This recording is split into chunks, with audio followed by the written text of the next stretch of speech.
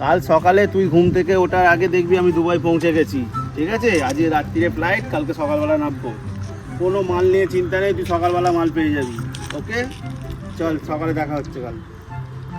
শোন, ওদের যেটা বলবো খালি শুনবি, কোনো কিছুর তোদের অভাব হবে না। যখন যেটা বলবো কাজ করে দিবি, যেটা বলবো করে দিবি, আর খালি ভালো ভালো ছেলে জোগাড় কর তোরা। তারপর দেখে নিবি আমি কি করতে পারি, ঠিক আছে?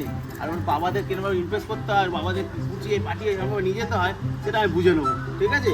ভালো ভালো ছেলে খালি জোগাড় কর, তোদের অ্যাসির কোনো কিছু অভাব থাকবে না। দেখেছিস তো আমায়, দেখ সকালে লন্ডন যাচ্ছি, পরের দিন ব্যাক করছি। মালগুলো এখানে কি করছে রে? হাটবার থেকে তো মনে হচ্ছে বহুত মাল পড়েছে। ফিটিংবাজি করছে নাকি? কিরে ভাই, কেমন আছিস?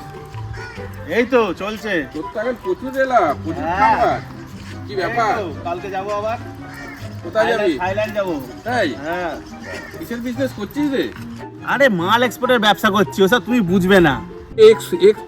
এক্সপোর্ট? সেটা আবার তুমি কি রে? ওসব বুঝবে না, তোমার মাথায় ঢুকবে না মারা, বুঝেছো? আমি ভাই অশিক্ষিত মানুষ, একটু বুঝিয়ে বাংলায় বল না বাবা।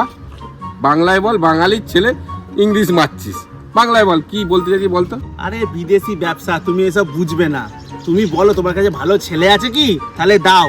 এলে ছেলে নিয়ে কি করবি রে? সবাই তো বিদেশে জানি মেয়ে পাঠায়, তুই ছেলে পাঠাচ্ছিস? আমার বিজনেসটা অন্য, তাই? ছেলে লাগবে খালি। তা আমার কি হবে তাতে? তোমার প্রফিট তুমি পেয়ে যাবে। তাই? একদম। এই একটু বুঝিয়ে বলতো বিজনেসটা কি বিজনেস? আরে তুমি ছেলে দাও না, আমি বিদেশে ছেলেদের চাকরি দিই, ঠিক আছে? ছেলের বাবার থেকে 5 লাখ নিই, কোম্পানি থেকে 5 লাখ পাই, তাহলে 10 লাখ হলো তো। তাই নাকি? হ্যাঁ। একটা ছেলে 10 লাখ ধান্দা? একদম। সেই জন্য ভাবছি তুই পেছনে এত বাঁশ নিয়েও কি করে ফুর্তিতে আছিস।